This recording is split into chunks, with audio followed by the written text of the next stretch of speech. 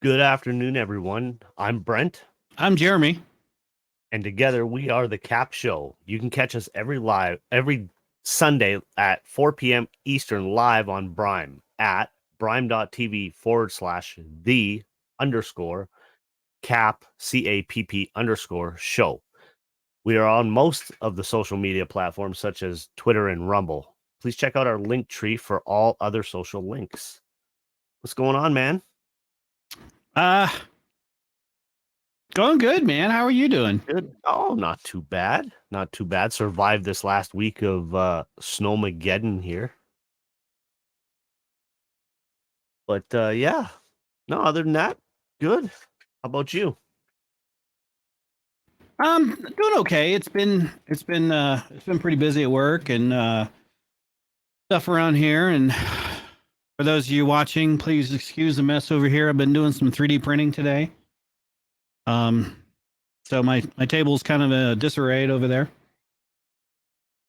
Not bad. Seen it worse. Yeah. I mean, my room is kind of what you see is kind of cluttery. That's my whole freaking room. It's cluttery.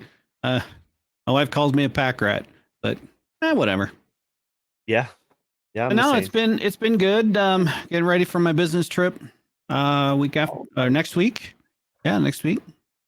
Where's that to? Heading down to Florida. Oh, sweet. Going down to the area that my wife and I are talking about moving to. Right.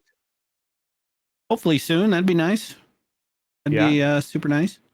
You get to take her with you, or? I don't know. I haven't decided. Nah. Depends on how good she is. A hard decision, right? Oh, taking with me next week? No, she's not going. No. Can't afford that.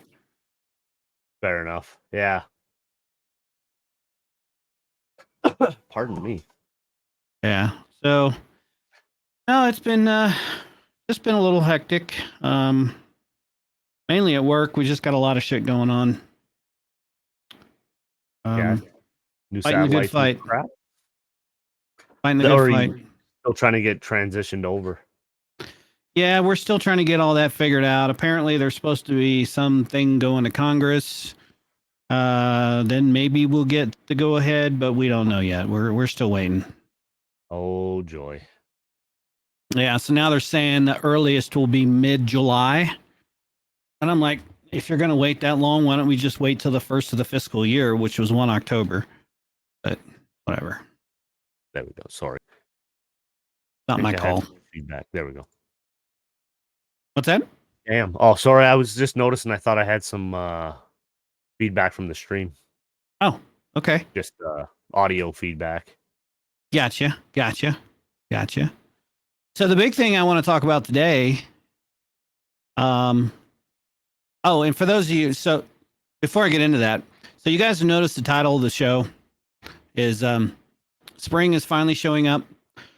So before we went live, Brent and I always get together and we always talk about things and we always go over show notes and stuff that we're going to talk about to a little bit of degree. And then we kind of catch up a little bit because we both have busy lives. Yep. And he kind of told me I was full of shit with the spring is finally showing up because apparently he had some pretty snowy conditions this past week. Yeah, I can show you a couple different days actually. All it is a phone with a white screen on it, so you can't see anything. You guys ain't seeing jack squat. Actually, I probably shouldn't, only because of the here's what you get to see. It's a white screen. It's a white screen. That's it. That was on Wednesday and then Friday yet again. Wow. On Wednesday in my area, we got I think it was around 15 inches of snow. Jeez. In less than 24 hours. I know north of us got quite a bit. And then it was nice on Thursday. And then back to the same shit on Friday. And now it's absolutely beautiful out. Yeah, it's temperature's kind of cool today. We've had some serious wind this week. We had 70 and 80 mile per hour winds here in town. Oh wow. On Thursday and Friday. Holy shit. It was bad. It was really bad. So, and it was in the yeah. 80s in the temperature. 80s. That's mid-20s. Mid to high 20s for you. Yeah, that's not bad at all. No, but for me, that's not bad. it gets warm in this house because it's a brick house. Oh, okay. So the bricks heat up and it gets really, really warm. And then, yes. so my wife had to open like windows and stuff. And with all the dust and everything blowing around, Cool. we have a layer of dust over everything in the house. So she did a lot of cleaning yesterday, trying to clean that shit up. And I've been cleaning up areas as well. So it's been a nightmare, dude. Yeah, that sucks, man. Yeah. Well, life in the Rockies, though, True. That's the way it goes. So the U.S. Army made an announcement this week, which I thought was very, very interesting. They're basically ending their 65-year history with the M16/M4 rifle and the 5.56 cartridges. They have announced a new contract. They're going to replace all of their M4s, M16s, and all of the M249s. The 249s is a fully automatic version of that, which is belt fed. It's an infantry weapon. So I'm going to show you guys some pictures of what I'm talking about the current selection that we have. Let's see. This is the M4. Spaghetti shooter. Oh. So these guys are carrying M4s. These are Marines. You can tell by the camo patterns. That's an M4. M4's got a retractable stock. It's got a shorter front end. Place for optics. 5.56. And 5.56 is also a NATO style round. So NATO and the US use the same style of rounds. So they're interchangeable. Well, they're supposed to be interchangeable. However, the NATO rounds are heavier. And what I mean heavier, they have more power in them. So they have a higher grain count. And for those of you that don't understand what that means is it's got more pump, more kick to it, more power to it. It throws the round down range a little faster, but it also causes more pressure within this housing right here. And when it does that, this can break, which is bad. It can also break your bolt carrier on the inside of the weapon. That has the firing pin in it, and actually it moves with the gas chambering to be able to eject rounds and snag a new one. So they're replacing that. Replacing this weapon, and I gotta change screens here. Stand by. I don't know why it won't let me just switch. And this one. This is the M249 squad automatic weapon. It is a fully automatic belt fed. As you can see here, it's got I can't see it in this picture. Yeah, there you go. So there's where they'd been firing it. There you go. There's the pouch. Attaches underneath, and that pouch holds about 200 rounds. They can go through that pretty quick. So they're replacing both of those weapons, and they're changing calibers. So they're going to. Am I going to be excited about this? I think you will be. Okay. All right. And I know you're going to have questions, so I'm kind of ready for them. Okay. So they're changing it to what's called I'm just going to show you and read the screens so that those that are listening can see it as well. Here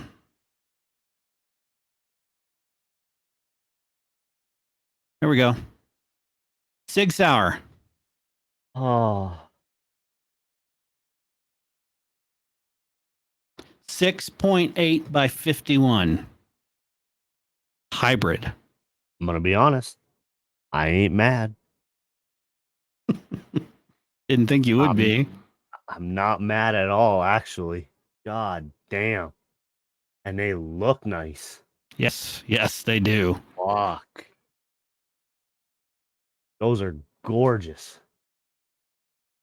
Yep. So this is the XM5. They call it the MCX Spear. And you got the XM250, which is called a SIG LMG, light machine gun.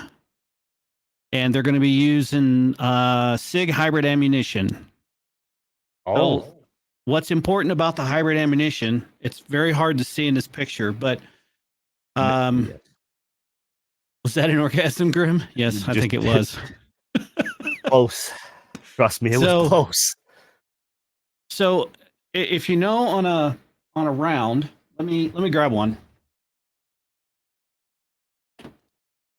I'm not gonna lie, man. I can sit here and stare at that. This is not a rifle round, but this will give you an idea. Okay. So let me stop sharing so you can see this.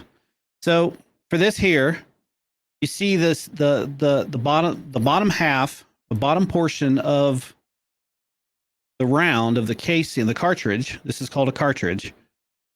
This is the most susceptible to the most amount of pressure. Okay. So you can only max out how many grains you put in there because of that pressure, right? They're susceptible to that. And over time, these things will deform and melt, and you won't be able to use it anymore. You have to melt them down and remake them, right?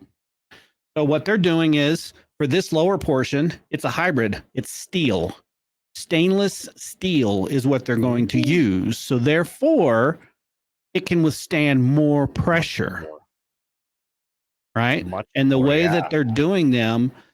So I watched a video yesterday where had one of the head designers and head engineers from Sig Sauer, who's also a U.S. Army veteran, was going through this on how it works. And basically, they're kind of pressed together. Said you could get it apart if you had enough pressure to pull it apart. But you're talking over 2,000 pounds of pressure per square inch to get it apart. Right? That's a lot of force. So you could do it, but it's highly unlikely. Okay. So it does a couple of things. One is stainless steel at this thickness is lighter than brass. Okay. Yes. So you can still push in you still push in all the powder you need and the grains you need to be able to fire the round. Now, these are 6.8 millimeter, which rounds out to like a 295 caliber, like a little smaller than a 300. Okay. Respectable. So, the biggest question that people have had, one of the questions that people have had is why 6.8? Why? We don't understand why 6.8. Okay, 6.8 allows for higher velocity at a longer distance and better lethality. So what that means is you can shoot this thing. So right now, the max effective range of an M4 is 500 to 550 meters.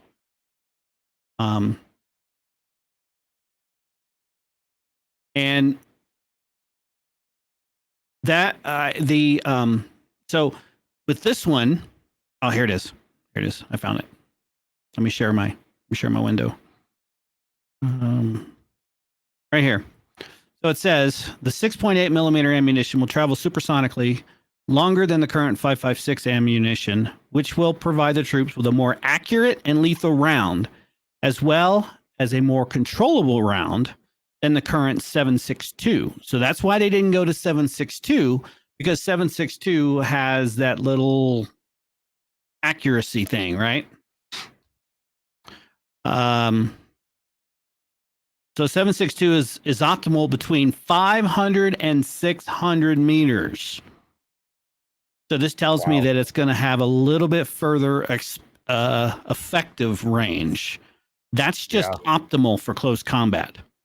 Generally, optimal for close combat with 5.56, from my experience in this, I'm not, don't quote me, I might be wrong on this, but I think it's only 200 to 300 meters is optimal.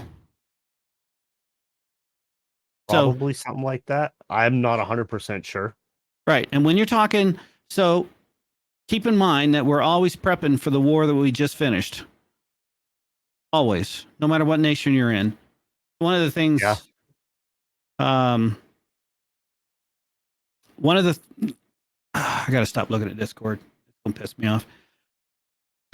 So one of the things that we have noticed, if you look at all the footage and the video footage that we've seen from Afghanistan and Iraq and stuff, a lot of that stuff, especially in the mountains of Afghanistan, is long range and long distance.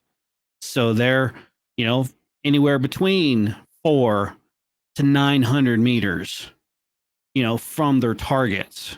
That, when you're running 5.56, your accuracy level is going to drop. You're not going to be able to reach out to those. So that's one of the. I think this is a very smart move. Yeah. I really like it. It does reduce, as it says here, reduces the overall weight. Now there's a question in chat: would there not be more kick with a stainless bullet? Isn't it harder than brass? So yes. However, you will probably get it, but if you look at the way this is designed, still has the lowers of an AR. Yeah. Of a standard AR. They built the chassis and everything to be identical. What you don't see in this picture, and I don't know if I have one. There we go. Let me show this to you guys. Yeah, I like that they kept that because it keeps the familiarity of that style of that. Exactly right. I mean, you're still going to feel comfortable with it. Exactly right. You don't now have to retrain them. So one thing I wanted to point out is, do you see this right here? I don't know if you can see my mouse. Can you see my mouse? Yep. This right here is a charging handle. You have your standard AR charging handle up here in the back of the weapon. This is another one. This is a separate one. So let's say that you're in a firefight and you just need to drop the mag. Oh, it's ambidextrous, by the way. So left or right-handed for dropping the mag. Not the charging handle, but the mag. Also, your fire selector switch is ambidextrous. It's on left and right. This also folds and catches when it folds, so it's not dangling. Oh, shit. And you just grab it and open it up. That's all you do. It's also retractable. Into that, man. That's gorgeous. It is. It is. So so with this, but this locks down, and it's designed so that it doesn't snag and catch on anything, and it's always down. Even when you pull it and you let it go, it's not cycling either. So this does not cycle with the bolt. So this doesn't move, except whenever you charge it. That's the only time it moves. Huh. I don't know how they did it, but they did it. That was going to be my question. How in the fuck? There's your rounds. Oh, those are pretty. Check out these casings. Wow. I love how that looks.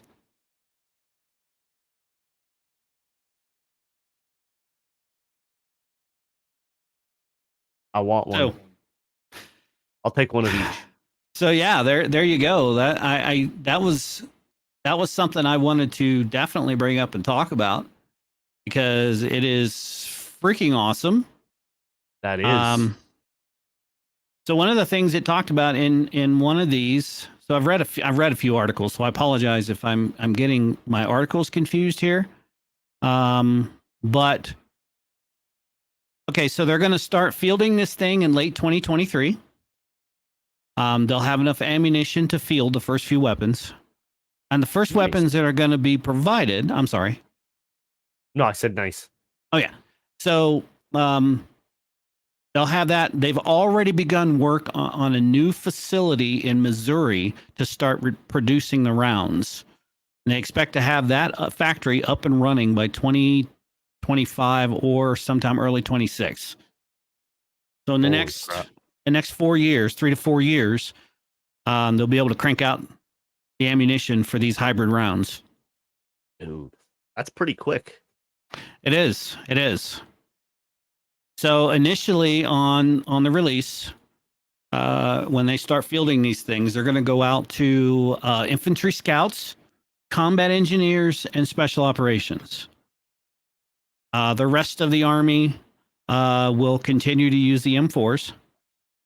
They will also be available for other services to buy, as well as being available for foreign military sales to U.S. allies. Well, all right then. So, my northern brethren may be coming to a military agency near you. I like it. And I did do some research. Go ahead. Yeah. No, I really like the design. Yeah, so do I. It's not often that I look at a new design of anything, really. And I'm like, hey, that's better than the previous. Yeah, it truly is. It's fascinating. Let me see. I've got now I want one. Well, so I went on SIG's website to see if I could find one, and the only thing they had that was close to it was $8,000. How close are we talking, though? Almost identical. Well, we might have to talk. You got to understand, it's a new weapon, right? Yeah. Because it's new. The price, I mean, you kind of have to expect to pay that kind of premium price. Yep. I want you to see this. There's no snag points. It actually has a detent and a nipple that keeps it from being able to be knocked out of batteries. So in normal operation, you don't have to worry about it snagging on your equipment and being pulled out of battery and the weapon not being able to fire. You lift it up, pull it back. It's a pretty strong feature. We really like it. Allows a right-handed shooter to keep his hand on the gun and be able to operate the weapon system compared to having to fumble around a few ways that you have to with the AR. Notice that there's QD mounts forward and aft in multiple positions for left and right-handed shooters. You get into our controls. All our controls are ambidextrous, so 3-position safety. Got the same features on ambidextrous safety. Our bolt catch, bolt release is ambidextrous. Our magazine release is ambidextrous as well. So all of our controls support left and right hand firing. Look at some of the design features. You'll see that we have steel inserts here where the cam path would normally wear on an aluminum receiver. That never needs to be replaced. But it, you hear that? Jesus. So quality as well. Yeah. They're engineering and manufacturing it in such a way that you won't have to constantly be changing out parts because this thing wore out, or that thing wore out. Wow. So, and by the way, that video is from a year ago. Seriously? Yep. Holy shit. So they had actually said later in the video, that guy was talking. That guy that was talking is the one of the engineers and one of the lead guys on it. He said that in 8 months' time, because what they've done is they take their prototype and they take it out to these different military organizations and stuff, and they work very closely. And when you're designing something like this, you need to work very closely with those organizations that are going to use this kind of stuff. Green Berets, Definitely. Rangers, SEALs, PJs, TACPs, you name it. Any kind of special ops group out there. CCT. You don't want to leave those guys out. So my CCT brothers, don't get mad at me. All of those guys out there rely on these weapons. So you know, by being engaged with some of those guys, you obviously can't do them all, but you can do some of them that are going to help you hit all those pieces. The guy even said, he's like, this weapon is 10% different than it was 8 months ago.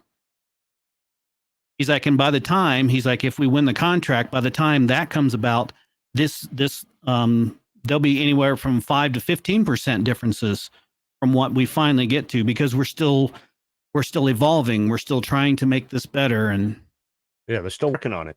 Yeah. Which most manufacturers don't do. Yep. They kind of get to that point and they're like, hey, it fucking operates. Let's ship it. Yep. So I thought that was very cool. But like I said, that was a year ago. I have not watched any of the videos on the performance yet. I suspect that there will be more information that comes out, and there'll be more of these YouTube channels and stuff that specialize in guns and firearms. You know, probably I expect Demolition Ranch to get his hands on one. Yeah. And put it through its paces. I'm hoping he does. I think that'll be pretty awesome to watch. But yeah, this thing is. You think a guy like I don't know, do you know who Clint is from Thunder Ranch? No? Oof. Let me see. No. Let me see if I can pull something up So for you. I'm gonna show you guys a little bit more on this video. Cartridges and decisions to make on which cartridge to go, whether it's 6 Creedmoor, 6.5 Creedmoor, 243, 260. You know, a lot of those things are just really kind of an intimate decision. We're always chasing an extra 25, 50, 75 feet per second. And we've always been kind of held within the standard structure of a brass cartridge. And it's. So I think this little bit of this video here kind of addresses what you were asking, Killer Waste, because you had asked a question about more recoil, more kick to it. Looking at this, there is a little bit more kick than a 5.56, but it does not seem like it's significant. In its pitfalls, you know, and then weapons are really built to look at how those the mag pressures, just fell out. there's no reason to exceed them because the brass cartridge itself fails. You know, this gun is built to and test and improved to extreme pressures, and our ammunition is test and proof to extreme pressures. When I say extreme pressures, you know, significantly higher than SAMI specs / limitations that you run into with traditional brass. And so that's the growth potential. So, you know, if you move into the hybrid design with a 6.8, that's not bad at all. That versus say a standard brass cartridge, you're probably 100 on a very small level, you're 100 feet per second faster in a very safe zone for pressures. If you wanted to go into and work on some other things, the weapon system can handle it, the cartridge can handle it, and I mean you can really step up the pressures and get, you know, an interesting a much shooting higher style level too. of performance. It is. What is the hybrid system? You use that term. I understand you and I have talked about it all day today, but for the viewers out there who have no clue what you're talking about, what do you mean by hybrid system? Yeah, so I'll hit the wave tops of it because, you know, we could geek out. Right? Sure. So, so basically, if you look at a standard brass cartridge, a lot of benefits to brass, like we were talking about with pressure. There's the pitfall of it's you know, has a pressure limitation. So if you've shot a lot of borderline pressure loads, the primer pocket generally deforms. There's some gas leakage. Sometimes it'll actually eject the entire primer out of there. So that's the weak point of it. The benefits of brass is it's softer, it's malleable, so you get neck tension that's easy to load, reload, resize, etc.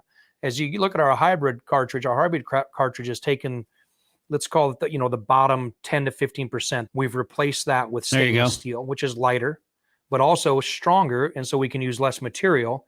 But less material also gives you increased case volume. So instead of having a thicker wall at the base as brass is drawn, now I got a standard consistent wall thickness. I've increased probably case volume grain and a half, but I've also, with the strength of the steel, completely eliminated the primer pocket issues. So I can take extreme pressures and handle it without any risk of the cartridge failing. You know, a lot of people talk with those types of ammos like polymers and things about adhesives.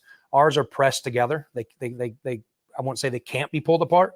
They'll never be pulled apart in normal usage. I mean, you can put anything on a very big pull press and pull them apart eventually, but the fail weight on them is 1,500, 2,000 plus pounds. Do you see this in? Obviously an engineer because of the way he laid everything out. Yep. Oh, absolutely. Well, so I don't know if they address it, but what's the weight? They don't actually talk about the weight.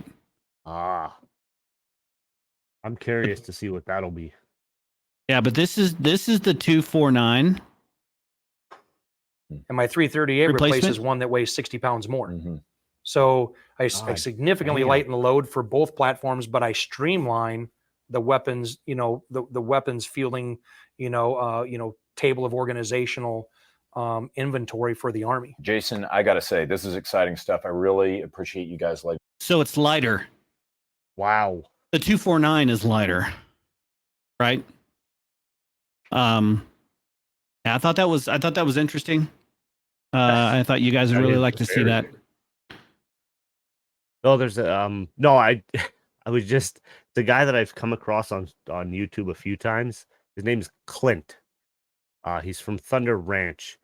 He's a very here, let me see if I can. This one is oh. Did you hear that? Oh no, hang on. Let's see if this will. See if you can hear this.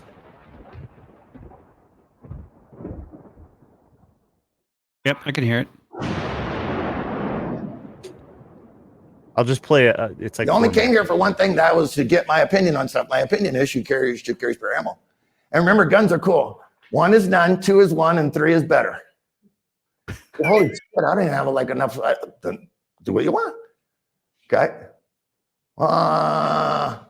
I've never heard anybody complain about having too much ammunition in a fight. Nope. Never. Okay. And I talked to guys who were at the Chosen Reservoir in Korea. I talked to guys that were in in Vietnam. Okay. Talked to guys who like in Afghanistan. Like, oh yeah, well, like on my first tour I carried 7 magazines. On my second tour I carried 6. On my third tour I carried 4. And then on the 4th thing I had to go back to the Humvee to get more ammo. Okay. All right. Everybody got it? Cool. Number of rounds fired in a fight. This has to do with like equipment as well. For like 1980s, that decade was the last decade for revolvers. The average police officer fired 2.8 rounds to get a hit on the target, and he fired 5.6 rounds per engagement, which means he shot the gun until it was empty. In the 90s, we went to the Glock pistols, okay? They only kept track for 4 years and then they quit. And all you have to do is look at New York shooting records and you can see why. Okay, they fired 12.9 rounds to get 1 hit on the target. They fired 17.5 rounds per engagement, so they shot the gun until it was empty. Remember, in a fight, most people don't shoot to apply marksmanship. They shoot, okay, because it makes them feel good. If you don't think so, watch CNN and you'll see a guy like tick, tick, tick, tick, tick, tick, tick, tick, tick. What's he shooting at? And he's shooting at nothing. He's just shooting at shit over there. Well, why don't he get behind the sight? Really, why don't he get behind the sight? 58,212 people were killed in Vietnam. 325,000 were wounded. Half of everyone killed and or wounded in Vietnam was killed and or wounded from the collarbones up. Your head is a relatively important body organ. And when you stick your head up in a fight, someone will put a canoe through that bitch. Hence why people go tick, tick, tick, tick, tick, tick, tick, tick, tick. He's right. So you go like, what the hell does that have to do with me? Don't shoot over the bed. Don't shoot over the hood of the car. Shoot around the end of the bed. Shoot around the dresser. Shoot around the refrigerator. Don't stick your head up over stuff when you shoot, because this is kind of important. Okay? Shoot around stuff. Even if you're shoot around stuff. Don't put your head over stuff. Okay? And this is like your pistol. I'm talking your Glock 43 pistol. Shoot around the end of the bed rather than shooting over the top. Okay? That would be a better thing. All right? Rather than having your head stick up. Because you're going to be more wired or programmed to use the sights because that's what you're training to do. We understand. That's what drives people nuts, okay? Like in our world is because we understand the purpose of shooting is hitting. So we apply marksmanship. When we apply marksmanship, which is look at the sight, press the trigger, okay? Then we get good results, which is why we kill the crap out of them, okay? That's why when they're doing all this stuff, can I get hit by that? Yeah, I can get hit by a piece of the space shuttle too. But as long as I stay out of the way and use protective cover, then I'd probably be better off. Okay. If you hit him right here, will the fight be over? Not necessarily. Okay. What would I do if it didn't? I'd shoot him again. Okay. Remember when you draw your pistol out, single stack, double stack, belt gun, I don't give a crap. When I haul that baby out of the shoulder holster, I plan on shooting every round that's in this gun when I take this thing out of the holster. Yep. But for you and I, we need to shoot them 1 round at a time until we solve the problem rather than just filling the sky full of lead. Okay, which is like when I talk to younger people, no disrespect intended or implied, but Brady and I have these conversations. He's of the polymer generation. Okay, they got stacked, and they're like, "What's that gun?" It's a revolver. It's a 4-inch Smith & Wesson Model 57 41 Magnum. They go, that looks old. Yes. So blow a hole right through your ass, okay? It's a badass gun. So if you run into the wrong guy that knows how to run the right gun, there's an old adage, beware the man with one gun. He knows probably how to use it. And that would, in my case, would be man or woman. If you got one gun and you know how to run it, awesome. That's one big happy meal. And remember, one gun will generate another gun. If all you have is a pistol and the guy runs down the hallway with the AK and you snap a cap when he rolls up in the cat ball, okay? Take that pistol, put it right in the holster, pick that AK up and start shooting back at him with their own shit. Woohoo! We're having fun now. If it's a big fight, there'll be more than one gun laying around. And I got one for you and I'll bring it up later. But why would you think that if there's a fight, you're only going to fight with your gun? So I got the master of my equipment. Okay, I got that. But I prefer personally, if you ask me, I would want you to be a student of weapons craft. I would want you to be able to pick up a lot of different things and make them work. And you had that conversation before. Yep. That's true. Right? That is true. So I thought you'd get a kick out of him. Yeah, that's true. Yeah, he's pretty funny, man. He does not care. He tells you how it is. And he runs what's called Thunder Ranch, and you can go there and they will teach you all that stuff. I'm sure I know quite a bit of it, but yeah, it's always good for a refresher. So I'm not saying that it's beneath me. I'm saying that I think it's something that everyone needs to consider. Definitely. See, if any of you guys out there are looking to purchase or even just train with or use, I recommend safety classes. I recommend shooting classes. I recommend any kind of training you can get. Yep. Absolutely. Because the better, and not just better. Once. Even if you don't want to buy one, I recommend you do the training. Recommend it. And the reason I recommend it is because if you're ever in a situation where you have to pick one up for whatever reason, hopefully you never do, but if you do, you know what you're doing and you can do it safely. You can handle that weapon safely. That's the intent. Yes. Even if you find one somewhere, you know how to pick it up and handle it safely. You know how to make sure that it's clear. You know how to make sure that everything is safe on it so you can hand it over to the proper authorities. Whatever. It's always a good recommendation to get trained and taught how to handle these things safely. That's my PSA for today. Go take a firearm safety course. Period. Even if it's a hunter safety course, it's the same thing. They teach you that. Yep. Yeah, and actually here you have to take that before you can get your firearms. Yep. I know in some places it's required. Here in the US, it is not required. I mean, there's a couple places here you can go, to the shooting range, and they will give you classes there. Right? You can sign up for that shit. Yep. Sure can. Take an afternoon out. Or a weekend. If you got nothing else to do. Go to your internet, open up Google and say firearm safety courses near me. Yeah. And I'm sure you'll find something. But I highly recommend you do it. So, 100%. There. That's my soapbox moment. Perfect. So what do you have you been I was going to ask if you were going to be purchasing any more guns. Well, that depends on a few things. I do want to build me an AR. But I want it in chambered in 308. Nice. So I don't want 5.56, I want 308. Because it's going to give me more power, more velocity. That's a larger round. Yes. And I know if I hit my target, you hit your target. Yeah. There's no question. There is no question. Did it hit? So, no, it hit. It hit. Yeah, and for those for you gun nuts out there, that's called an AR-10. And that's what I'd like to have. I don't want a short barrel. Standard 16-inch barrel is fine because I want something that's going to have muzzle velocity as well as distance. And if I get anything shorter than 16, it requires special permits here in the U.S., but it also reduces your max effective range of it and your accuracy over distance overall. Oh, okay. Not fair So, enough. yeah, I fired one with a 10-inch barrel on it, and that thing was like, it was like taking, I don't even know how to describe it. It was all over the place. Oh, really? Yeah, it was, no matter where you aimed, it was just seemed like it did not want to hit exactly where you aimed it. Yeah. So, like the accuracy was off. Walmart brand. Yeah, probably. That's a good way to put it, I guess. Like a Walmart brand airsoft gun. Spent $50 on it, never hit the fucking target, but it's fun. Yeah, exactly like he said. It's fun.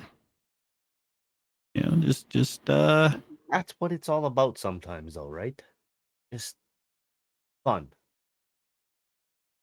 Sometimes it is. I mean, and you guys can see this back here. This is a target of mine. That's the back of a target where I put my targets. And no, you're going to did see not have his holes eyes all over the closed. place. The reason you see holes all over the place is because I was trying to zero in my pistol when I took it out to the range. So I would concentrate on an area and say, okay, fire a few rounds there. Then I concentrate in another area, fire a few rounds there to try and get a feel to zero it in and figure out exactly where it shoots, because they're hard sights. You can't adjust them. You know, it's sitting right there. Yeah. But so yeah, The only way to get good is keep firing. Yeah. And I haven't been firing because I haven't really been able to afford buying more ammo to be able to take it out and hit the range. But yeah, I'm hoping that'll change because we got travel starting back up with work, so that'll be some extra money coming into my pocket. Nice. Yeah, that'd be nice. Yeah, I want to get a couple this year. I'm not sure yet what. Yeah, I want to piece together the AR. Now, I'd like to have both. I'd like to have an AR-15 and an AR-10. Yeah. Just because I might have to I talk to can. my brother and see what he if he's gonna buy any. Because I know he's got a couple. I just don't know what he has anymore. Yeah. Yeah. But that, god damn, man. My mind just keeps going back to the design of that new gun. It is something else. I mean, they fixed what appeared to have fixed what was wrong. Yeah, you know, in the words of Killer Waste in chat, that gun is truly beautiful. It really is. It truly is. I don't know if you can see this in the picture, but there's sights here.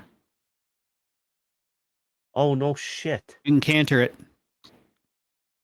So you've got your scope for a little bit longer distance, and then you got your canter. You can canter it for closer in. Iron sights. Wow. Flip up iron sights on the sides there. I'd imagine you could put a red dot up here. I would think so, yeah. I would hope so. Yeah. So yeah, I'm really interested to get my hands on one of these. When they hit the market. Fuck, I just want to put one up just to look at it. Yeah. That's a masterpiece, definitely. And I mean, I like the color combo too. Yeah, I'm sure that'll probably change. It'll probably change, but I personally like it. Yeah. Wow. So 2023 is when they're gonna start kind of giving them out, eh? Selectively. Yep. It's when they're supposed to start getting integrated. Sweet. That's yeah, that you weren't wrong when you said I would be interested, because that's yeah, that you know me too well, dude. I hate that. It's not often I'm speechless. Ladies and gentlemen, you heard it here first. I made him speechless. I got nothing to say. That's it. That's it. Fuck it. We're done. Yeah, I don't know. You want to talk about that pod we looked at? Yeah, I mean, Listen, you guys are good. This is gonna blow your guys' mind. He showed me this before. We're not leaving yet, Killer Waste. Don't you go anywhere. no, not yet, dude. We got at least one more thing we're gonna talk about. Yes, it'll be fairly quick, but you got to see this. So I know I was joking. Okay, I was just check looking this around out. on the internet, checking some shit out, and you know, I've known and I've come across people who really yearn to leave this world. It just, you know, doesn't matter. Some have been terminally ill, some are mentally not stable, right? I've met some people, and so I'm looking at on the internet and I come across this, and I had to share it because it was interesting to me. Suicide pods. Oh yeah. Oh yes, sir. This is a thing. Now, there's issues, but they're looking at it. So it says the company behind a 3D printed pod, which can help carry out assisted suicide, has said it is confident it could be used in Switzerland as early as next year. That's next year. Sarko commissioned a Swiss legal expert who found that the machine did not break any laws in the country. Both lawyers, they allow everything. Yes, they do. So what I was looking at, let me just see. So assisted suicide, in which somebody's given the means to end their own life, is legal in Switzerland. About 1,300 people died their way, like how they want, and then that way in 2020. That's a lot. That's a lot. I mean, to me, that speaks more to of a social issue. Well, unless they're terminally ill, right? But so right here, the legal debate, right? That's kind of what I was interested in, because the current method provides persons with series of liquids that, if ingested, will end that person's life. By contrast, the pod, which can be placed anywhere, is flooded with nitrogen, reducing the oxygen levels repeatedly.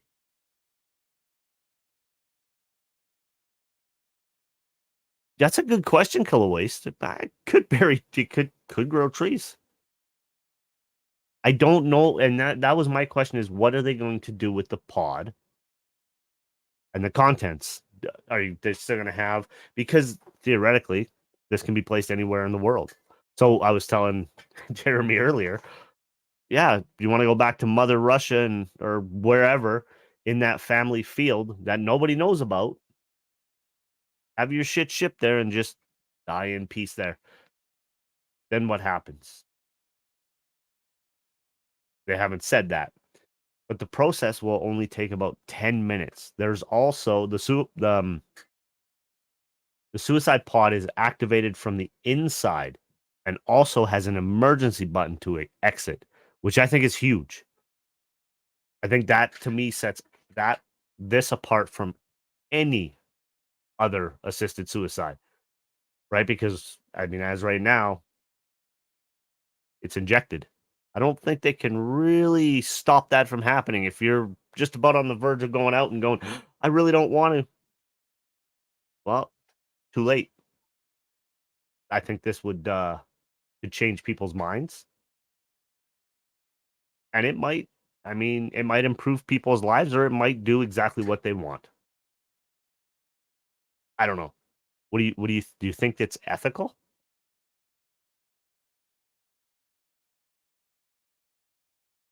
I'd like to know people's comments, and you know, if you got questions on it, I'll try and dig in deeper into it. But it goes through, you know, legal, doctor, death, just a whole bunch of crap here.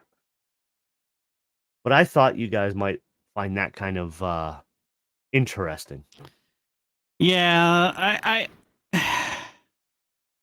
it reminds me of, I want to say it was at the 80s and 90s when Dr. Kevorkian was in the news Yes. with assisted suicides and how controversial that was. And because he's a medical doctor, and it's like, come on, guys, really? There are so many ways out there that people can do it. So I'm kind of torn, I guess I could say. I'm torn between, yeah, this is an okay thing. I won't say it's a good thing. It's an okay thing to let people make their own choices. But at the same time, I see second and third order effects, and those second and third order effects are something we talked about. Is who takes care of everything after it's done? Yeah. Is that part of the cost and part of the price that you pay for it when you buy it? How does that work? You know, just put yourself in a hole and do it and let somebody cover you up, or what? I don't know. I mean, who knows, dude? It's Switzerland. They might even set up a shop. Come on in, 10 minutes. You're done with your day. You know, yeah, move them you're out done the back with door. Bring everything. the next one in. Yeah, you know, hard to say. Number 25. Number 25. Yeah. Fuck. Oh, looks like number 25 decided they weren't going to process this today. How about number 26? Yep. You're right, Killer Waste. Yeah. No. Yeah. And that's kind of where I'm torn, right? Because, you know, people 100%. Do it safely is kind of a misnomer with this. It depends on your definition of safely in this matter. I would say safely for just not to do for harm. Anyone else, safely for everyone else. Yes. Not necessarily the doer.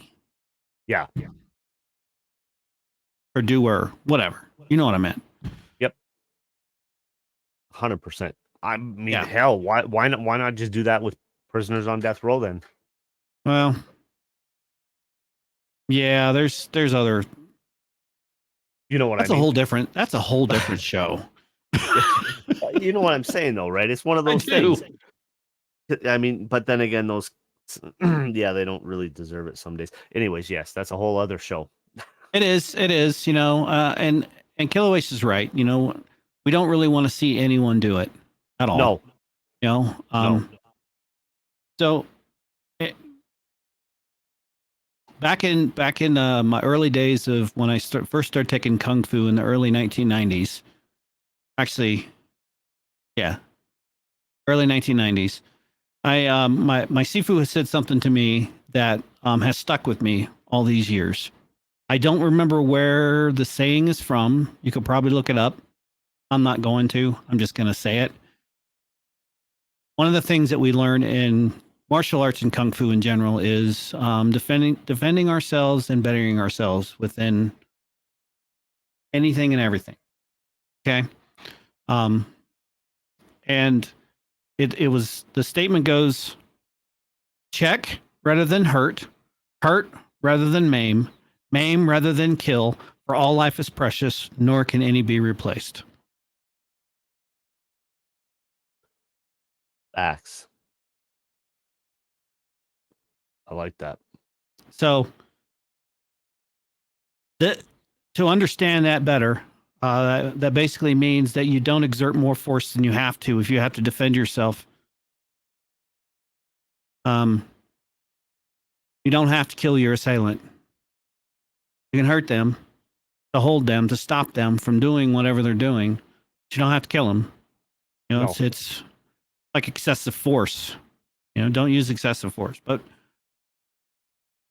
you know, I have to remind myself of those words more often than I care to admit, because I find that I let my emotions get the best of me a lot of times. So I think we all do. yeah, I'm noticing as I get older, it's not as bad. I'm able to control it a little bit better. But so those are the wise words from me today. I appreciate those wise words. And yeah, let us know what you like, what you think about that in the comments. We really want to know. Hit us up on Twitter. Hit us up on all of our different social medias. We'd like to hear from you on this. Right, that link tree, like CAPP Show, right there at the bottom. Yes, So- and I still have to get a couple other things set up for Apple. Okay. We'll be Yeah, going we'll to get there. Apple as well. I'm gonna try and upload them all up here within the next week here. Okay. That sounds good. I've just been having issues because they don't like me for some reason. Feeling is more than mutual, so don't worry about that. But I'm just saying. Oh, that's funny. Their platform's fine. I just don't like their phones. That's that and their desktops, and yeah, I'll just leave it at that. I know we have members of the audience that are Apple Yes, lovers, and that's fine. That's fine. You do you. Absolutely. Yeah, hey, I don't discriminate. I don't either. I hate everything equally. 100%. You So, have to. with that, I don't have any more topics to discuss today. I think that's where we're going to call it. Sure. Sounds good to me. For the show today, and as always, as per our tradition so far and we're now on episode 11. 11. It's crazy. 7 more, and we got to have Killer Waste back on. Absolutely. And actually, do you know what? I was thinking about this, Sifu, and I think that will be the episode. That will be Killer Waste. You better bring your fucking tinfoil hat. Oh, I know which Because episode he's talking about. Well, teaser. Dude, I'm serious. Here's a teaser. We're gonna talk. We're going deep.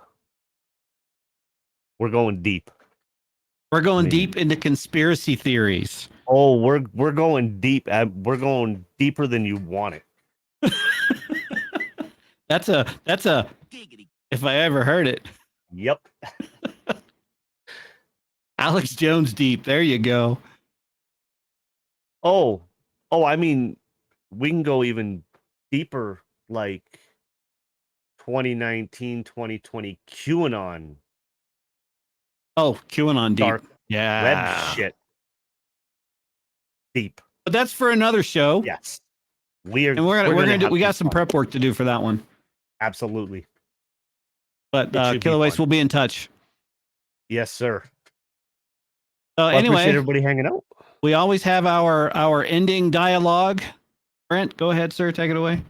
Don't be an asshole unless they deserve it. Remember, assholery and modesty. And always the 3 R's. Sorry. That was just, yeah. Your 3 R's.